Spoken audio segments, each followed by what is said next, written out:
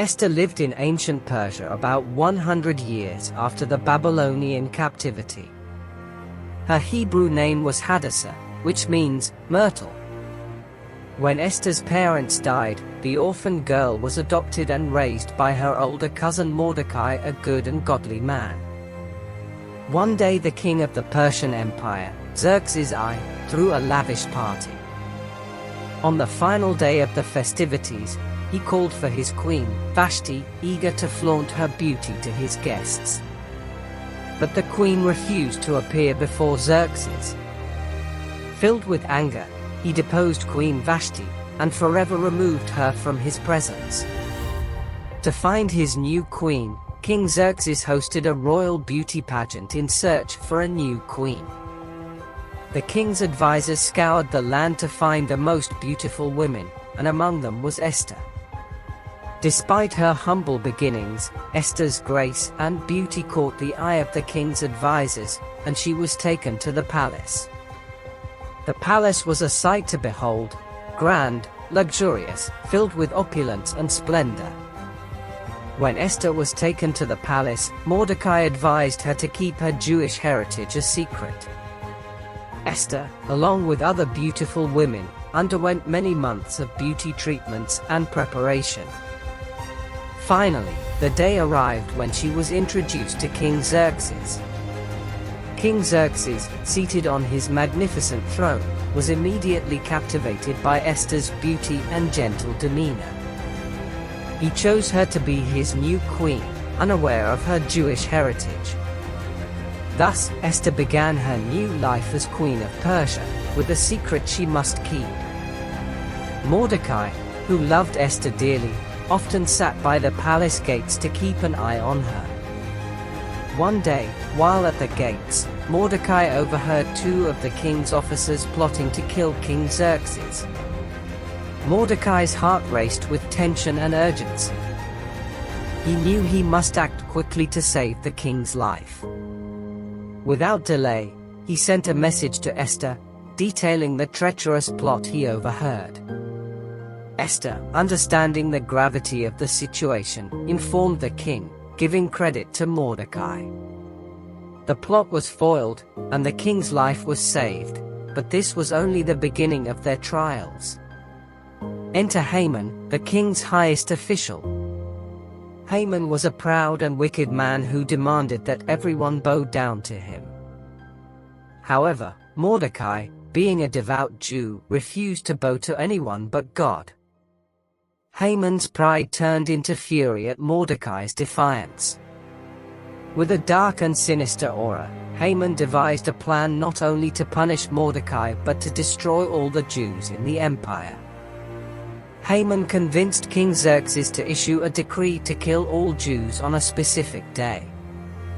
The king, unaware of Esther's heritage, agreed. The decree was sent out, causing great distress among the Jews.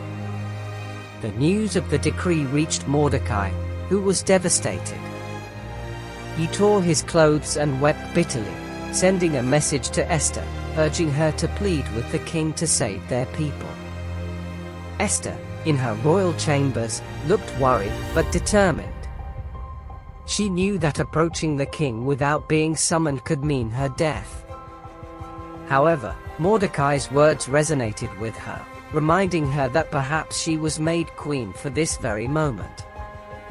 With a heart full of resolve and courage, Esther sent messages asking all the Jews in Susa to fast and pray for 3 days.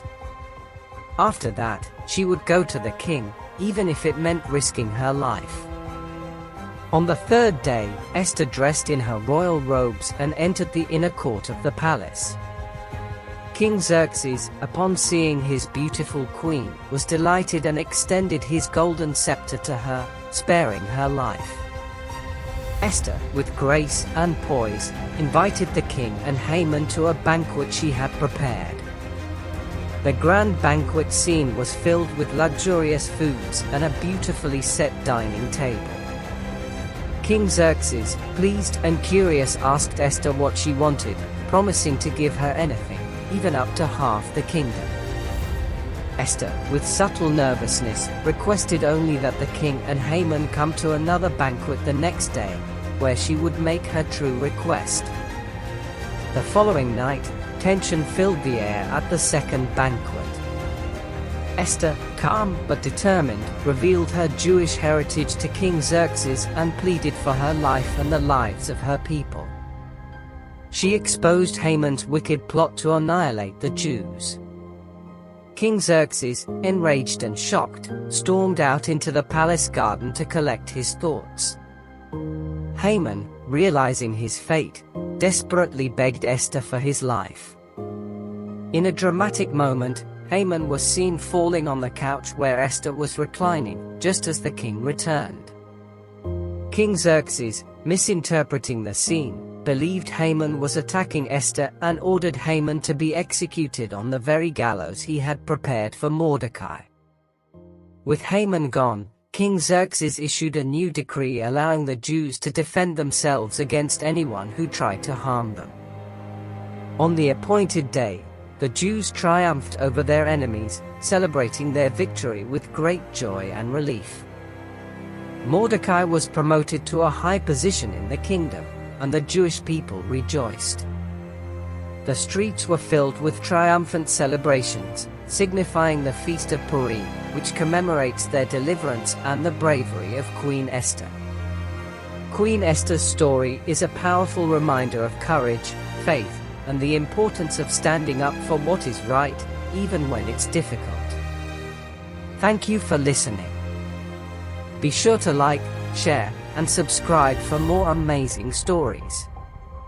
Until next time, stay brave and keep the faith.